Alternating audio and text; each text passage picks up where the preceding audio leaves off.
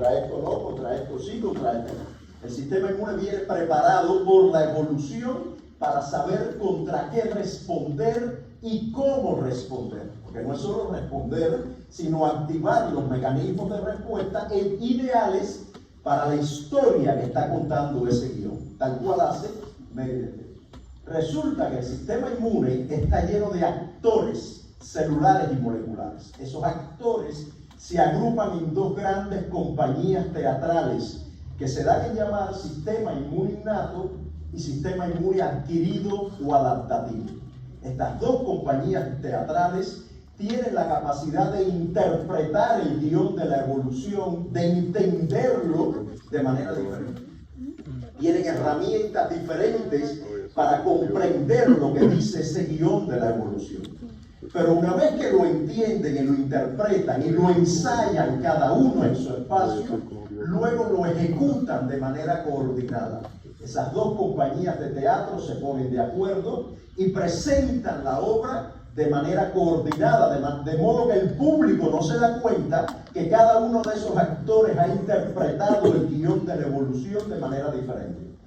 Y lo otro interesante es que la puesta en escena que deriva de esas dos compañías teatrales es de tipo coral. No sé si saben lo que es una puesta en escena o una película o una serie de tipo coral. Coral significa que no hay un actor protagónico, sino que los protagónicos van cambiando en dependencia de la situación. Sucede así con el sistema inmune.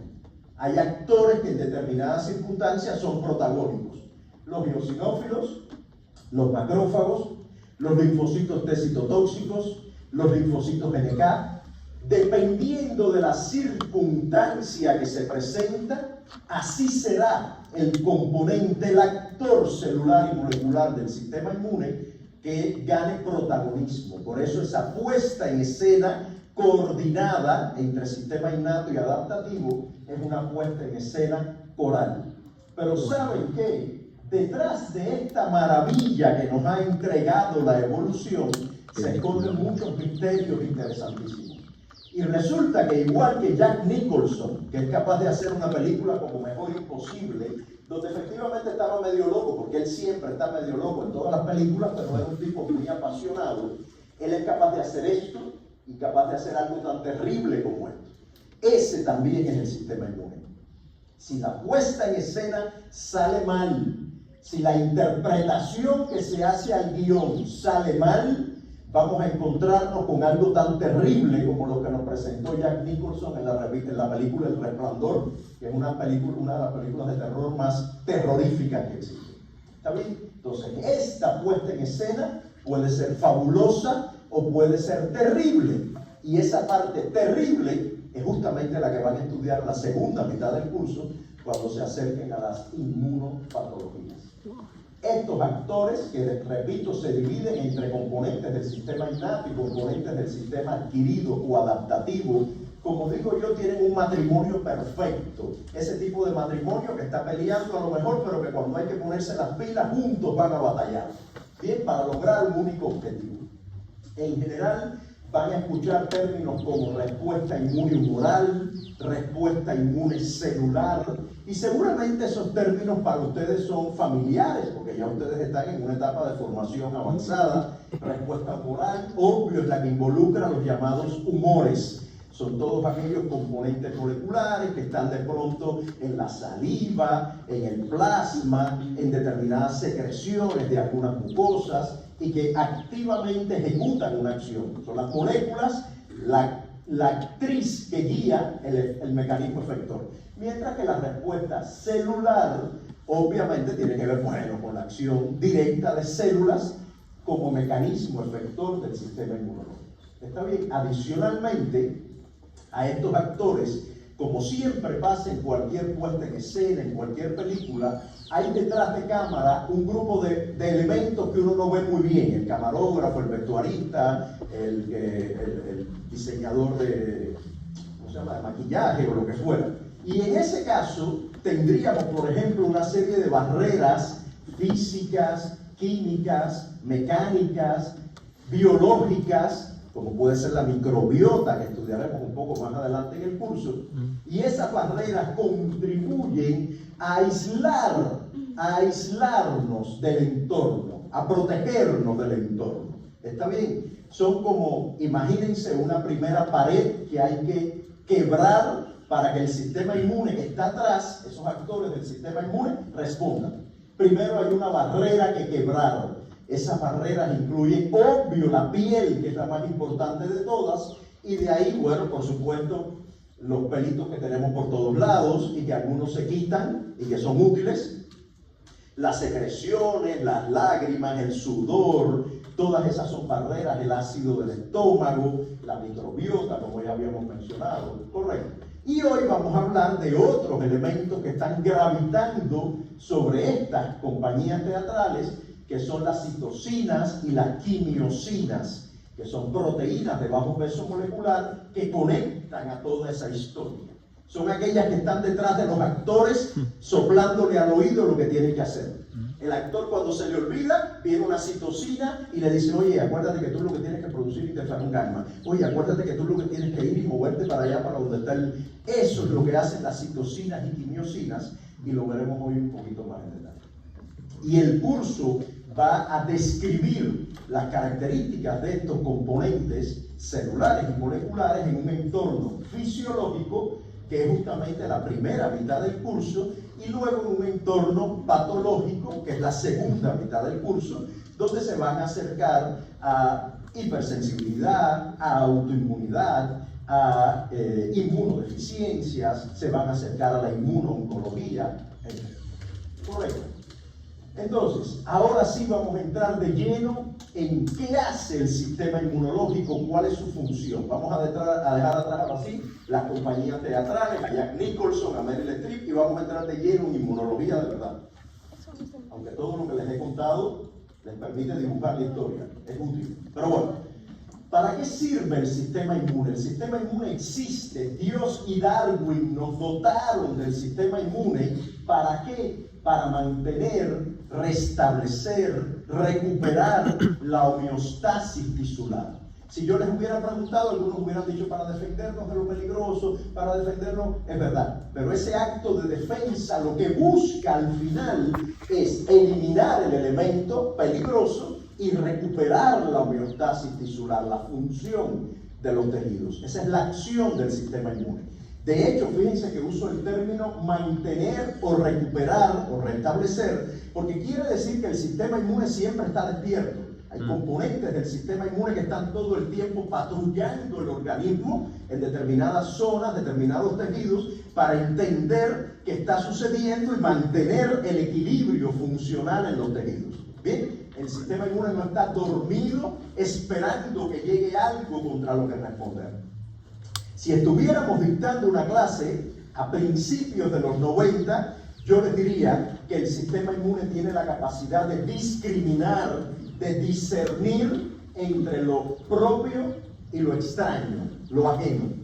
Pero en el año 95 eso dio un vuelco tremendo, y una investigadora norteamericana, Polly Massinger, loca, totalmente loca, pero muy buena, loca desde el punto de vista científico me refiero, lanzó una hipótesis que ha dominado desde el punto de vista conceptual la inmunología los últimos 30 años, y es la teoría del peligro. ¿Qué significa la teoría del peligro? Pues significa esencialmente que el sistema inmune no discrimina lo propio de lo extraño, más bien discrimina lo inocuo de lo peligroso.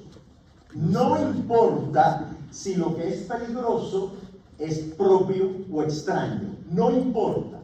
Nosotros tenemos un ecosistema que coexiste con nosotros, un ecosistema absolutamente repleto de bacterias, virus, hongos, que coexiste con nosotros, que se da a llamar microbiota, y de la que hablaremos en otras clases, y ese ecosistema es fundamental para la función.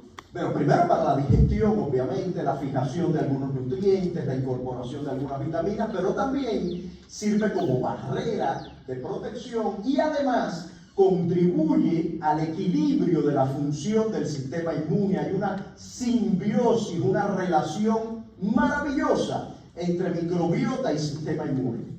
Y este mundo es absolutamente ajeno a nosotros desde el punto de vista de composición celular. Son elementos extraños y el sistema inmune no lo ataca. Al contrario, juguetea todo el tiempo con él, de tal manera que si esto se perturba por alguna razón y ocurre un fenómeno que ya irán conociendo, que se llama disbiosis, pues caemos en una condición compleja de inflamación crónica que puede llevar a autoinmunidad, que puede llevar a cáncer. ¿Está bien?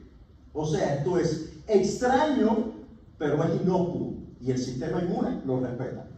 Pero esto que está acá es propio, pero es muy peligroso. Son las células de cáncer. Entonces son células propias, claro. Entonces el sistema inmune no responde porque él solo reacciona contra lo ajeno. Error. Las células neoplásicas disrumpen, quiebran, dañan la homeostasis tisular y en consecuencia el sistema inmune se alarma ante la presencia del cáncer y responde. Esa es la inmunoncología que estudiaremos dentro de varias semanas. Entonces, esta es una evidencia de algo propio, pero peligroso. Otro ejemplo más sencillo.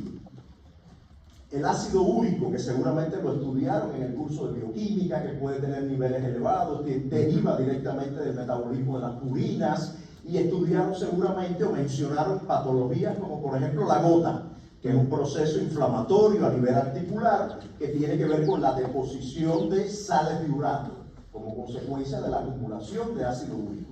Bueno, las sales de urato son señales de peligro para el sistema inmunológico. Estudiaremos el nombre que tiene eso en la clase que viene, pero son señales de peligro y por lo tanto el sistema inmune se alarma cuando se acumulan sales de urato, lo que nunca he entendido muy bien porque es en el dedo gordo del pie. Nunca lo he entendido, el fisiopatólogo seguro se lo explica, y el sistema inmune se alarma y viaja a ese lugar porque esas son señales de peligro y usted tendrá un proceso inflamatorio a nivel articular y tendrá artritis, que es la gota en este caso. ¿Está bien? Entonces, esa es una señal de peligro. Es un elemento propio, obvio si es el ácido úrico que se produce por el metabolismo de las purinas, pero si se acumula en determinados lugares, esa acumulación anormal alarma el sistema inmune y hay respuesta.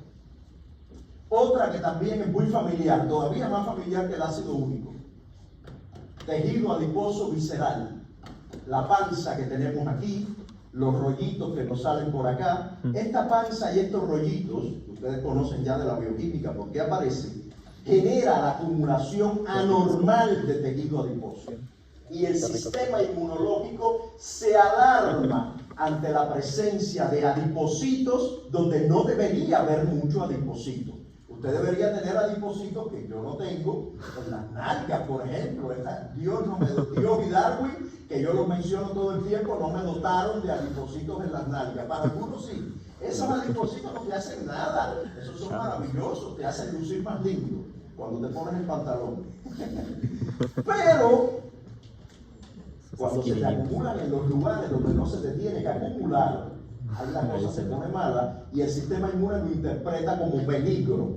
Y el sistema inmune migra al tejido adiposo visceral y genera un proceso inflamatorio y esa inflamación crónica de bajo grado de no contenerse, si usted no controla su dieta, hace ejercicio, termina, que ese va a ser mi caso, yo voy caminando así de manera consistente a la diabetes tipo 2, que es el resultado de un proceso inflamatorio crónico que tiene que ver con que el sistema inmune se ha alarmado ante la acumulación de un tejido adiposo anormal, donde no debería estar acumulado.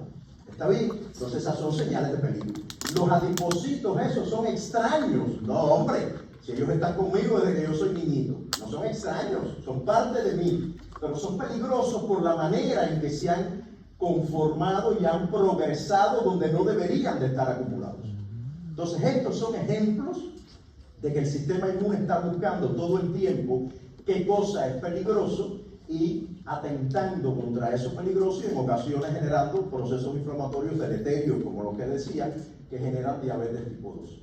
¿Qué hace el sistema inmune para poder discriminar entre lo inocuo y lo peligroso? Ah, claro, también a la larga discrimina lo propio de lo extraño, no digo que no, pero por concepto, lo más macro es inocuo y peligroso. ¿Está bien? Entonces, ¿qué hace? Bueno, rapidito, el sistema inmune reconoce estructuras moleculares. O sea, todos decimos, los anticuerpos reconocen el virus, los anticuerpos reconocen una bacteria, los linfocitos T actúan sobre la célula tal, las células NK matan a la célula neoplásica. Mentira, lo que hacen realmente es reconocer estructuras, moléculas que hay en ese virus, en esa bacteria, en esa célula neoplásica y ejecutar determinado mecanismo efector. Pero reconocen estructuras moleculares. Por otra parte, y esto ustedes lo saben muy bien, el sistema inmune aprende. Tiene una capacidad maravillosa de aprender. Hay dos niveles de aprendizaje. Un aprendizaje evolutivo. Todos nosotros, por pertenecer a la misma especie, hemos sido capaces de interpretar el guión de la evolución y aprender qué cosa es peligroso. Y los macrófagos y los neutrófilos, nada más de ver algo raro, dicen, eso es peligroso, lo voy a arriba. Hay un aprendizaje evolutivo, filogenético, pero hay un aprendizaje, que es el que más escuchamos, que es el aprendizaje de la experiencia individual en términos de la interacción con el entorno en que cada uno vive. Por ejemplo, la dotación de linfocitos T y B que yo tengo, definitivamente no es igual a la de ustedes. Porque yo viví 40 años en un entorno muy diferente al de ustedes. No digo ni mejor ni peor, diferente. Por lo tanto, mi experiencia, mi capacidad de responder con linfocitos de memoria que han aprendido del entorno es diferente a la de ustedes, porque yo me enfrenté 40 años a algunos bichos que aquí no hay. Y cuando llegué aquí me tuve que enterar de algunos bichos que no existen allá o viceversa. ¿Está bien? Por lo tanto, hay una experiencia individual, una memoria individual que hace que, por ejemplo, si yo me vacuno contra el sarampión, mis hijos también se tienen que vacunar. Yo me vacuné de niño y cuando mis hijos nacieron también hubo que vacunarlos. Ay, pero si ellos son de tu misma especie, vienen de ti, no importa. Tienen que tener también una experiencia individual. Y esa experiencia genera lo que se conoce como memoria inmunológica, que es la memoria más formal, que es la que está detrás de las vacunas, por ejemplo. Es la esencia de por qué existen las vacunas, que lo van a discutir en el primer seminario, y tiene que ver sobre todo con el sistema inmune adaptativo, con los linfocitos T y B. ¿Está bien? O sea, la memoria es fundamental en la actividad del sistema inmune. Yo no quiero adelantarme, pero yo siempre digo que cuando un macrófago, para que lo entiendan, ve a una bacteria, le dice, hola, ¿qué tal? ¿Cómo estás? Yo soy un macrófago y te voy a comer. Cuando la ve 6 meses después, le dice, hola, ¿qué tal? ¿Cómo estás? Soy un macrófago y te voy a comer. Con el mismo amor y la misma pasión del primer día. Porque él conoce a esa bacteria desde que el mundo es mundo. Porque hay una historia evolutiva y él sabe que eso es peligroso desde el día cero. En el caso de los linfocitos T y B es diferente. Hola, no creo, me parece, me han dicho la dendrítica. Les estoy mencionando cosas que aún no conocen, pero creo, me dijeron que tú eres algo peligroso, que tú eres un virus. Yo voy a hacer lo posible por controlarte, pero bueno, discúlpame si hago algo mal. Ese es el linfocito el día cero.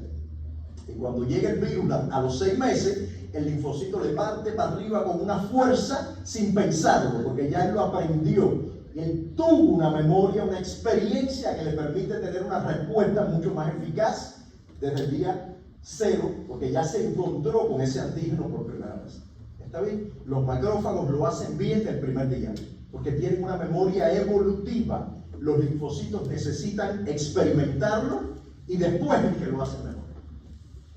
¿Qué otra cosa? Bueno, distribución geográfica, lo vamos a ver después. Es como que imagínense, ustedes salen ahora mismo a la calle y le preguntan a cualquiera, dime un órgano del sistema gastrointestinal, el estómago, bien, dime un órgano del sistema nervioso, el cerebro, ya, dime un órgano del sistema cardiovascular, el corazón, ya, dime un órgano del sistema inmune. Si alguien les dice el timo, denle 100 soles. Ya. Si alguien dice el timo, yo les aseguro que más de la mitad del planeta Tierra no sabe ni que el timo existe. y mucho menos dónde está ubicado. Entonces hay una geografía en la respuesta inmune que tiene que ver con órganos linfoides primarios, timo y médula, secundario, ganglios linfáticos, vasos, un sistema circulatorio que los conecta. Eso ustedes lo conocen seguramente de otras asignaturas previas. Y además, muy importante, la respuesta inmune de manera general es local. Pueden haber efectos sistémicos, pero si usted tiene un proceso infeccioso a nivel del tracto respiratorio, les aseguro que los linfocitos que residen en los ganglios poplíteos no se van a enterar. De hecho, nunca he entendido muy bien para qué Dios y Darwin nos pusieron los ganglios poplíteos. No me doy cuenta aquí esto para qué sirve. Pero bueno, seguramente un profe de anatomía y fisiología lo entiende mejor. Bien, pero se van a activar aquellos linfocitos que están ubicados en ganglios cercanos al proceso respiratorio. Si la señora tiene un cáncer de mama, los linfocitos de los ganglios mesentéricos no se van a enterar. Se van a enterar los que están en los ganglios axilares. ¿Está bien? Porque la respuesta tiende a ser generalmente local. Lo otro es que hay un montón de mecanismos efectores que dependen del peligro al que se está enfrentando el sistema inmune. Activa diferentes mecanismos efectores, no lo activa todo a la vez. Es como que usted activara a la misma vez la infantería, yo nunca fui al servicio militar ni nada, así que ni siquiera sé muy bien cómo se llaman esas cosas. La infantería, la naval, la aérea, todo a la vez. No, dependiendo. ¿Qué es lo que viene por ahí? No, vienen 3 tipos a caballo. Ah, no, entonces no hacen falta los barcos. Manda la infantería. No, que es lo que viene por ahí, no, que si unos drones, que sea, manda entonces el tema del aéreo, qué sé yo.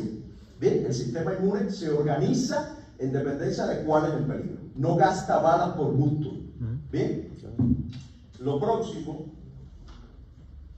y con esto termino, termino esta diapositiva, no se pongan contentos, es el control de la respuesta inmune. Esto es muy importante. Uno usualmente cuando piensa en el sistema inmune está muy atento a cómo se activa la respuesta inmune, pero es igual de importante cómo se apaga la respuesta inmune. Eso es fundamental. Si la respuesta inmune no se contrae, no se apaga, no se regula negativamente, tendremos un problema. ¿Está bien? Entonces, la magnitud de la respuesta, el tiempo que dura y los eventos que participan en apagarla, en contraerla, son muy, muy importantes. ¿Correcto? Eso es importante tenerlo en cuenta, y si estos elementos fallan de alguna manera, entonces estaríamos en la condición de Dr. Jekyll y Mr. Hyde, donde por un momento somos maravillosos, el sistema inmune es maravilloso, espectacular, y por otro momento se convierte en un monstruo asociado a la ocurrencia de inmunopatologías. Correcto. El curso va de entender esto desde el punto de vista fisiológico y entender esta parte de la historia también como patología. En lo que se refiere a la geografía, vamos a ir rapidito. Les decía, órganos linfoides primarios, médula ósea, timo, que es donde se gesta la respuesta, donde nacen, se gestan los componentes celulares del sistema inmune. Eso ustedes lo conocen de otras asignaturas. En la médula ósea ocurren los procesos de linfopoiesis, hematopoiesis en general, ¿no? Pero bueno, linfopoiesis, mielopoiesis.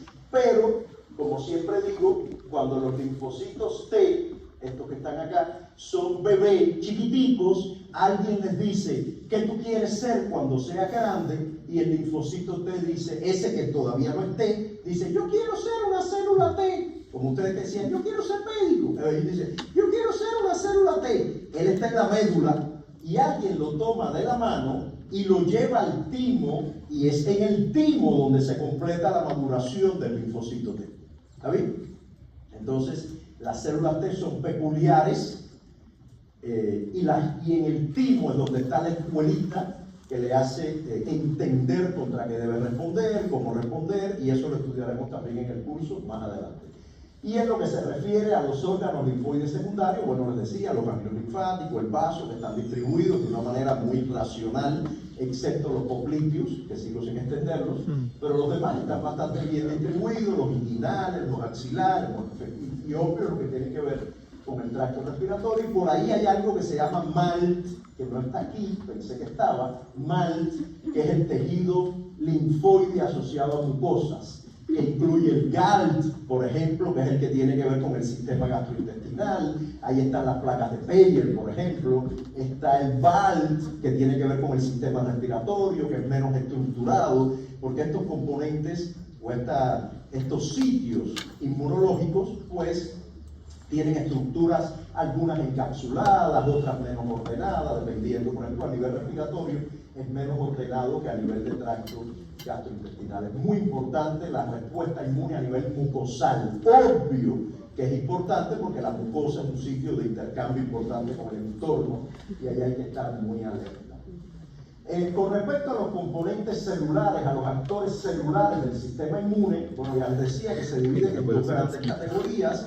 El sistema inmune innato, que comprende la mayoría de los actores celulares, y el sistema inmune adaptativo, que solo tiene dos tipos de células, linfocitos T y B, mientras que el sistema innato tiene células de estirpe mieloide y células de estirpe linfoide, como la GNK, que es un linfocito, pero es parte del sistema innato, NK, natural killer, asesina natural, pero el sistema inmune adaptativo o adquirido solo contiene poblaciones de estirpe linfoide, T y B.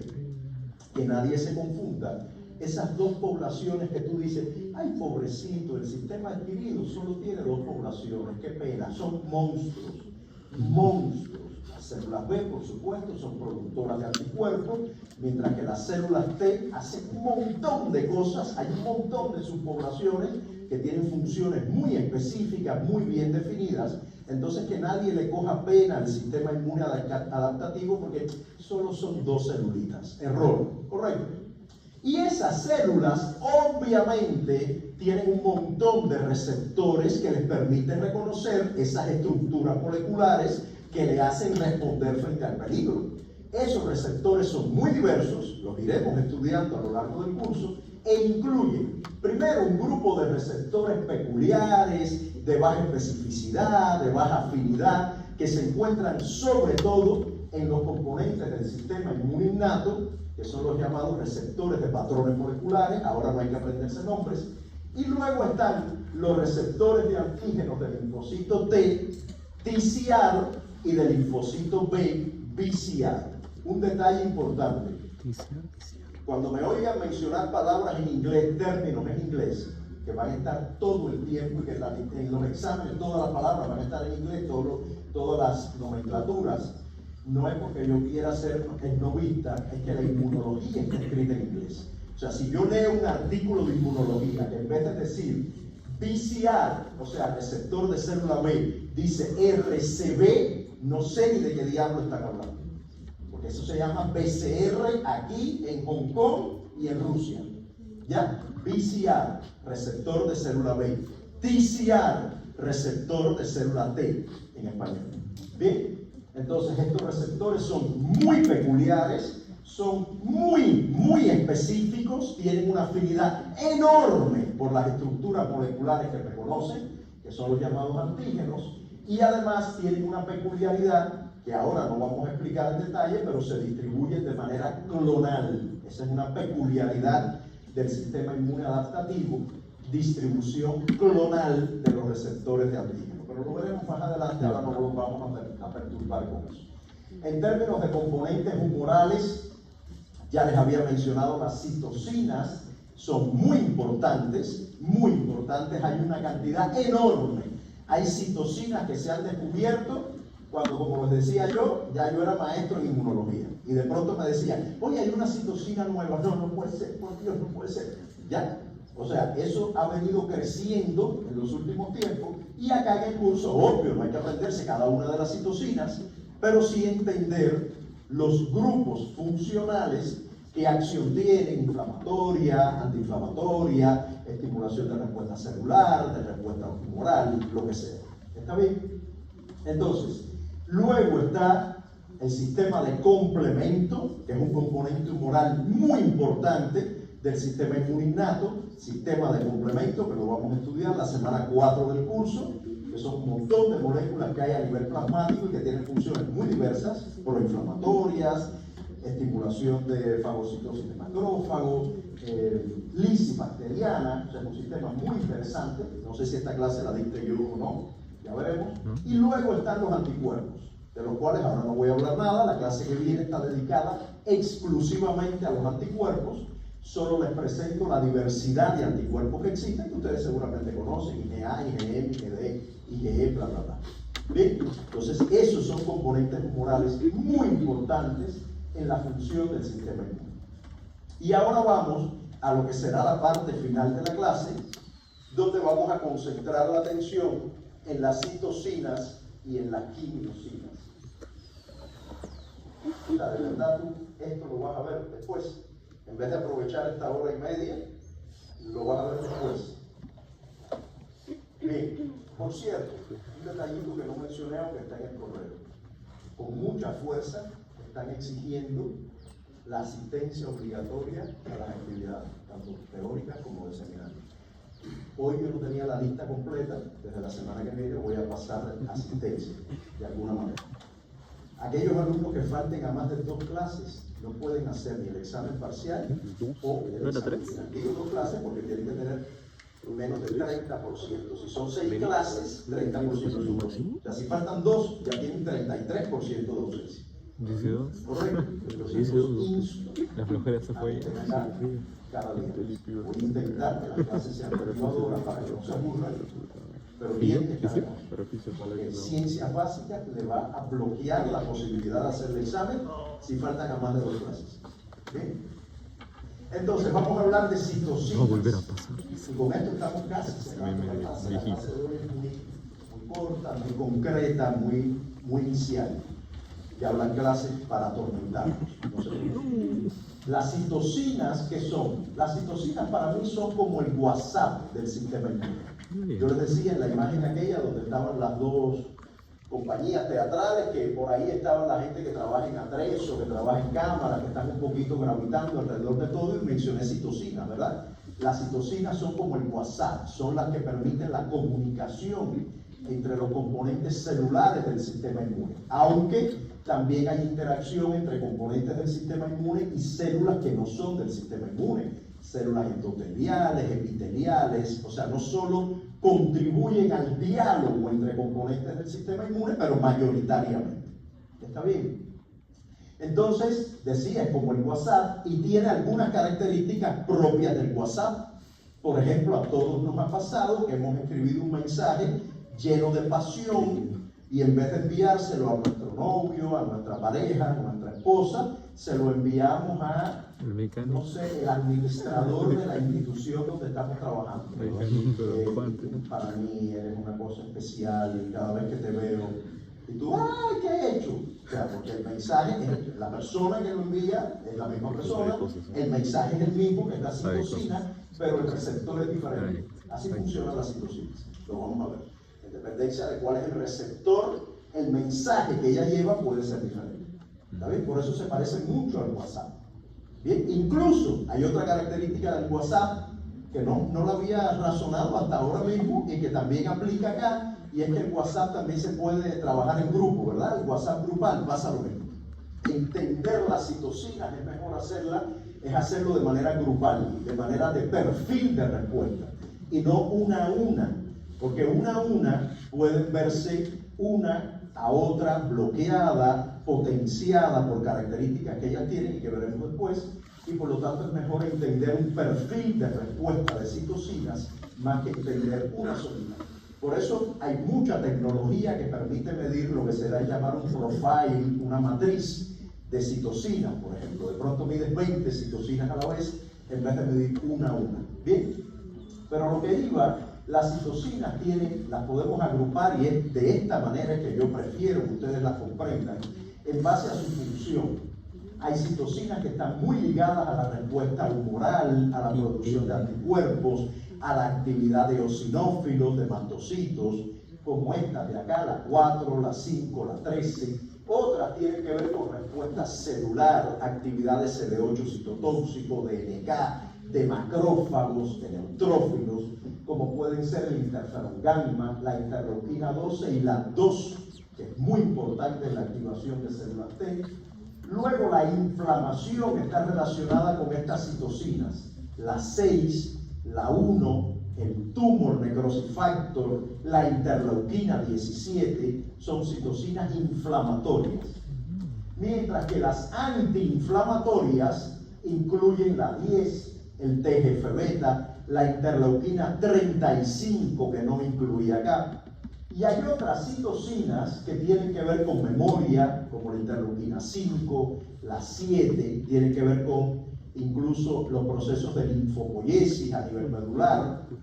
La 2, que ya la mencionamos, como respuesta celular, también contribuye de manera general a la homeostasis del sistema inmune. Es una citocina muy, muy importante. Bien, ¿y por qué digo que esta manera de entender la citocina tiene mucho valor? Porque las citocinas también se pudieran entender, explicar en base a la familia molecular a la que pertenecen. Pero eso sería útil si este fuera un curso de bioquímica o si ustedes estuvieran estudiando para ser bioquímicos. Pero no es el caso, o sea, no tiene mucho sentido que yo dedique tiempo a hablar de cuántas regiones alfa hélice o beta, hoja beta tienen los interferones.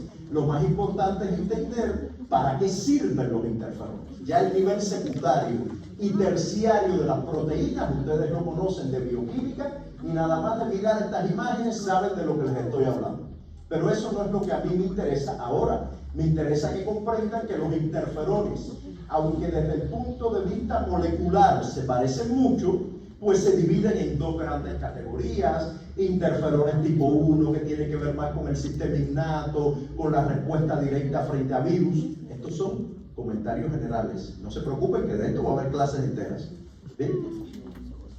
O el interferón gamma, que es producido por linfocitos Th1, viene del sistema adaptativo, tiene que ver con la respuesta frente a virus, pero no directo frente al virus, sino más bien la lisis de las células infectadas. Entonces, son moléculas que desde el punto de vista estructural se parecen mucho, pertenecen a la misma familia molecular, pero tienen una actividad diferente. Hay otro ejemplo muy significativo que está por acá. Yo les decía hace un rato que la interleuquina 12 es una citocina que promueve la respuesta celular, estimula linfocitos Th1, productores de interferón gamma, para que se active el NK, la CD8 citotóxica, el macrófago inflamatorio. Ya, esa es la interleuquina 12. La 35, escúchenme, pertenece a la misma familia molecular, porque molecularmente se parece. Pero la 35 es antiinflamatoria. O sea, esto demuestra que dos citocinas pueden pertenecer desde el punto de vista molecular y estructural a la misma familia, pero tener funciones diferentes. Por eso es tan importante que ustedes comprendan la función y no tanto la parte estructural. ¿Correcto?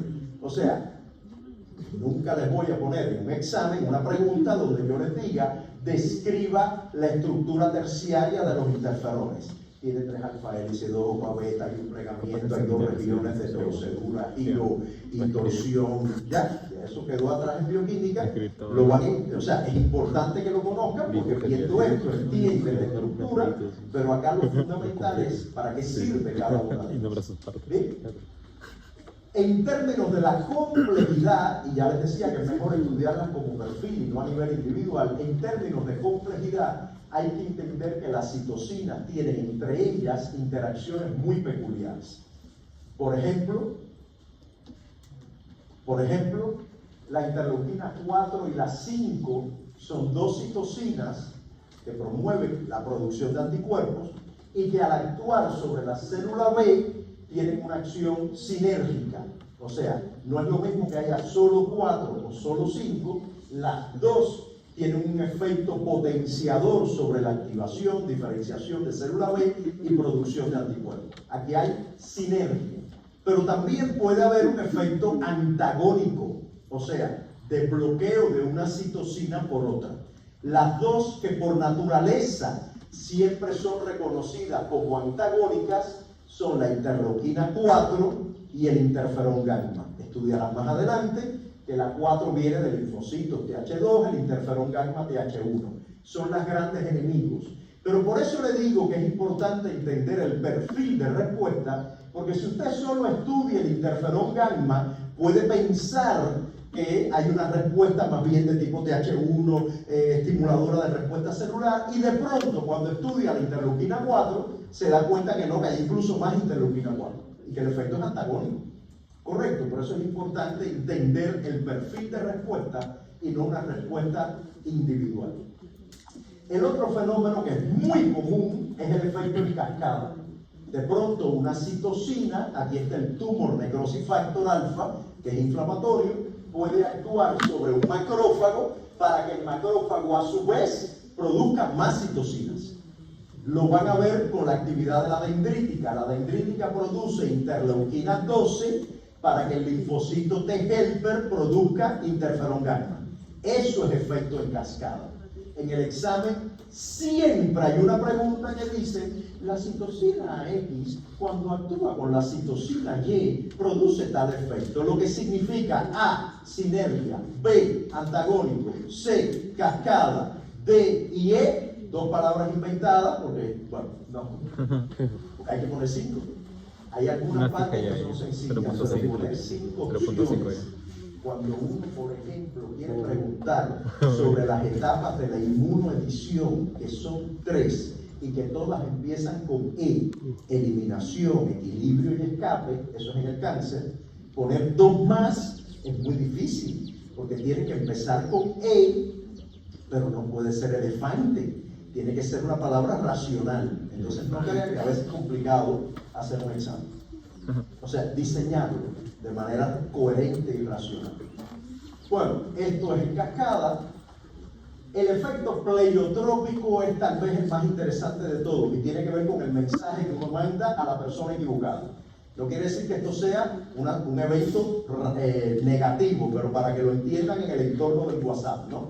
¿Qué significa? Que de pronto la interleuquina 4, producida por el linfocito TH2, por ejemplo, tiene una acción diferente si actúa sobre una célula B, sobre un timocito, sobre un mastocito. O sea, quien recibe el mensaje, aunque es el mismo mensaje, tiene una manera de entenderlo diferente. Usted va a mandar ese mensaje lleno de amor y le llega al jefe. Entonces es un poco raro, es el mismo mensaje, es el mismo emisor, pero el mensaje fue dirigido a otro destino y la interpretación es diferente. Eso es lo que sucede cuando una misma citocina puede actuar sobre diferentes células con un efecto diferente. Y también el efecto pleiotrópico, y esto es todavía más dramático a la hora de manipular la respuesta inmune. El efecto pleiotrópico que se presenta, por ejemplo, con el TGF-beta. El TGF-beta, Tumor Growth Factor, es una citocina antiinflamatoria, por cierto. Asterisco, flechita, crucecita. No confundan Tumor Growth Factor con Tumor Necrosis Factor. Son dos moléculas diametralmente opuestas en su acción. Bien, desde ya se los digo. Pero lo que iba, el TGF-beta es antiinflamatorio, ¿verdad? Bueno, pues resulta que de pronto el TGF-beta, que normalmente inhibe la actividad del sistema inmune, cuando está en malas compañías, como por ejemplo la interleuquina 6 y la interleuquina 1, que son inflamatorias, el TGF-beta ayuda a que los linfocitos T vírgenes, esto se llama así, no hay ninguna mala intención, hablaremos mucho de perder la virginidad acá en este curso, el linfocito T virgen se convierte en TH17, que es muy inflamatorio. O sea, el TGF-beta, que normalmente apaga el fuego, ayuda a que el fuego se encienda en presencia de estas otras malas compañías. Bien, eso es un efecto pleiotrópico, porque estamos ubicando al TGF-beta en una acción opuesta a la que normalmente hace. ¿Está bien? Y el entorno modula la actividad de esa citocina. Para cerrar un poco esta historia, es muy importante, y esto va a todos los exámenes, o sea, a todos los exámenes parciales, es muy importante que entiendan que las citocinas todas necesitan receptores. Ellas solitas no pueden atravesar la membrana, no pueden ir al núcleo, provocar un efecto determinado, no. necesitan receptores. Y esos receptores son diferentes, obvio, dependiendo de la citosina. La mayor parte de las citocinas utiliza un sistema de receptor que transduce la señal al núcleo a partir de un par molecular que se llama JAK-STAT. JAK-STAT. ¿Qué son los JAK? Los JAK son proteínas con acción quinasa. Eso lo saben de bioquímica. Si tiene actividad quinasa, ¿cuál es su función? Fosforilar. Los JAK, que por cierto, JAK significa Just Another Kinase. O sea, cuando las descubrieron dijeron, ¿qué nombre le ponemos? Ponle que es otra quinasa. Just Another Kinase. JAK. ¿Bien? Entonces, los JAK fosforilan a los STATs. ¿Qué cosas son los? Y fíjense que digo los, porque hay muchos STATs. Fosforilan a los STATs. ¿Qué son los STATs? Ustedes tienen allí atrás un plan más interesante que el mío. ¿Qué son los STATs? Los STATs son factores de transcripción. Factores de transcripción, que normalmente, ¿dónde debería estar un factor de transcripción? ¿Dónde? ¿En qué organelo celular? En el núcleo, obviamente. ¿Ya? Pero estos no están en el núcleo, están en el citosol. Y en el citosol, obvio, no induce la transcripción de ningún gen. Entonces, cuando son fosforilados por los JAK, viajan al núcleo, se unen a los promotores de los genes que ellos van a inducir la expresión, y ocurre la expresión de lo que sea que provoque esta citosina que acaba de llegar. Entonces, la vía JAK-STAT es la más utilizada e involucra, repito, la translocación de los STATs hacia el núcleo celular para que ocurra la expresión de genes.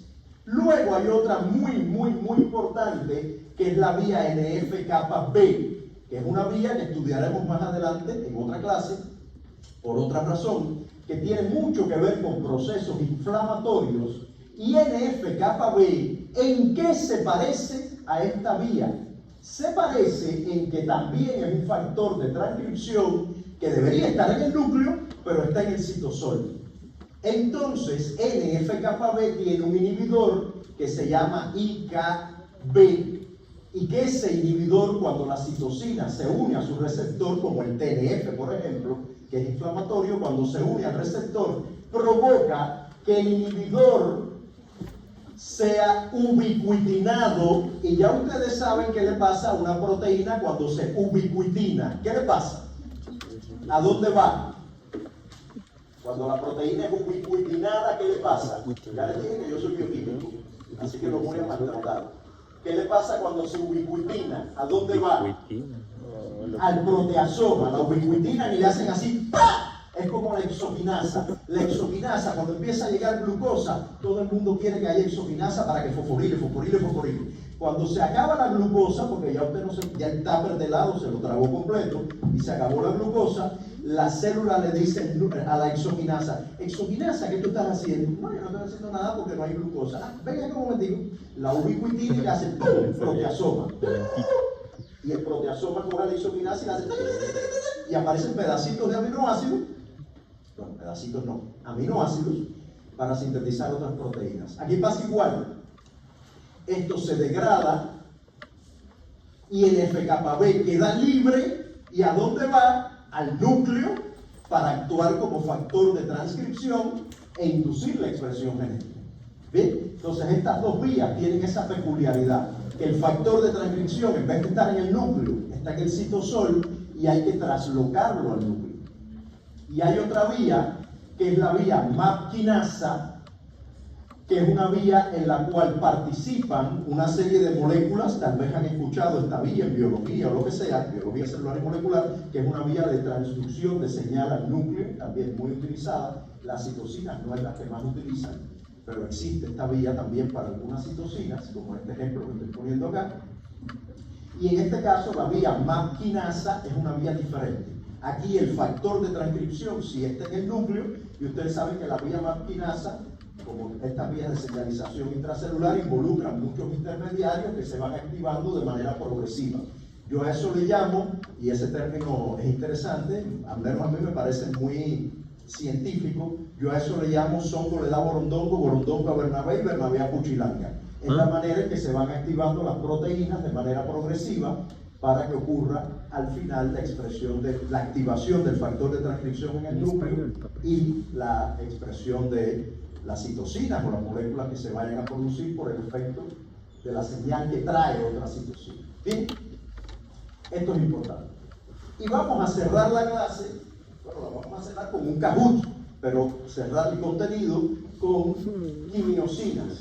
¿Qué son las quimiosinas? También son proteínas de bajo peso molecular, pero cuya función tiene que ver más con el tráfico leucocitario. Mientras que las quimiosinas, mientras que las citocinas dan mensajes, oye, dice María que el novio suyo lo vio con otra, así que corre, que está en el salón A2, sentado al lado de quien tú sabes. Esa es la citocina. La quimiosina no da ese mensaje. La quimiosina es la que agarra a María y la lleva para el salón A2. La que provoca el tráfico, la migración. El mensaje que ella trae es, muévete, corre, que el tipo está allí con ella. Ese es el tráfico. Esa quimiosina es la que cuando el linfocito T bebé dice, yo quiero ser célula T, la que lleva el linfocito T bebé al timo, son las quimiosinas. Ellas aseguran el movimiento de células del sistema inmune en los entreórganos linfoides, las que salen de la médula, las células B cuando salen de la médula y van para los ganglios, las llevan las quimiosinas. La inflamación que implica migración de células a los tejidos dañados, esas son las quimiosinas, las que llevan las células. Obvio, también requieren receptores. No vamos a entrar aquí en grandes detalles, pero también necesitan receptores para que las células las detecten y puedan migrar. Yo siempre digo que las quimiosinas son como en el cuento de Hansel y Gretel, cuando se encuentran a los dos niños. ¿Ustedes saben el cuento de Hansel y Gretel? Cuando se encuentran a los niños que ellos van tirando pedacitos de pan o de piedrecitas o qué sé yo, esas son las quimiosinas. Van creando un rastro para que los leucocitos se muevan con ese rastro y lleguen al tejido donde deben ejercer su acción. Ellas no trabajan solitas, trabajan con integrinas y selectinas, que son moléculas que se expresan en los leucocitos, en el endotelio vascular, y que aseguran que ese tráfico ocurra de manera eficiente. O sea, no son las únicas moléculas involucradas, pero son muy importantes. Justo lo que les decía, cuando se habla de tráfico leucocitario, incluso hay migraciones que ocurren dentro del órgano linfoide. Por ejemplo, estudiaremos más adelante la instrucción, el diálogo entre linfocitos T y B que ocurre en el ganglio linfático. Para eso, la célula B tiene que salir de la zona B del ganglio e ir a donde están las células T. Esa migración es guiada por quimiosinas. Las células dendríticas, que serán actores protagónicos en este curso, tienen que migrar de los tejidos periféricos a los ganglios linfáticos a contar que hay algo peligroso en el tejido periférico, que hay un cáncer, que hay un virus. Ese viaje al tejido periférico, desde el tejido periférico a los órganos linfoides, también está guiado por quimiosinas y obvio, el que todo el mundo conoce, que tiene que ver con la inflamación, con el tráfico leucocitario asociado a los procesos inflamatorios, que lleva extravasación, por supuesto, y un proceso que se llama rolling. O sea, uno se imagina que las células van como locas así, por la sangre, no, ellas van rodando por el endotelio vascular. Por eso, cuando estudiemos cáncer, yo les voy a decir que el cáncer altera la expresión de moléculas en el endotelio vascular para que al tumor no lleguen los linfocitos. Eso es una estrategia de escape que tiene el cáncer, que lo veremos dentro de un montón de semanas. Pero ya les voy haciendo algunos spoilers. Bien, listo, este es el contenido que tenía para hoy. Es muy general, muy de una historia base para poder entender en detalle lo que veremos desde la semana que viene. Y lo que vamos a hacer ahora, rapidito, que se me olvidó abrirlo, es acceder rapidito al Kahoot para autoevaluarnos. Toda la clase